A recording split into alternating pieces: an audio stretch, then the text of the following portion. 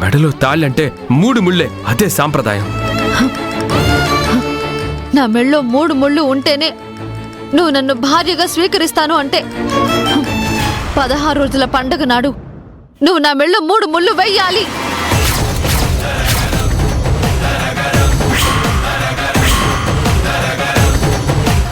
ఏంటి ఆర్డర్ వేస్తున్నావు? అసలు నా మనసులో నుండి జ్యోతిని చెరిపేసి నీకెలా స్థానం ఇస్తాననుకున్నావు? నిన్నెలా భారీగా స్వీకరిస్తాననుకున్నావు? బలవంతంగా అలా చేసినా అది కాపురం ఎలా అవుతుంది? నువ్వు కోరుకున్న దక్కాలన్న పంతం విడిచిపెట్టి శ్రావ్య. కాపురం అంటే 2 మనసులు కలవాలి తప్ప 2 మనుషులు కలిసి ఉంటే ప్రయోజనం లేదు.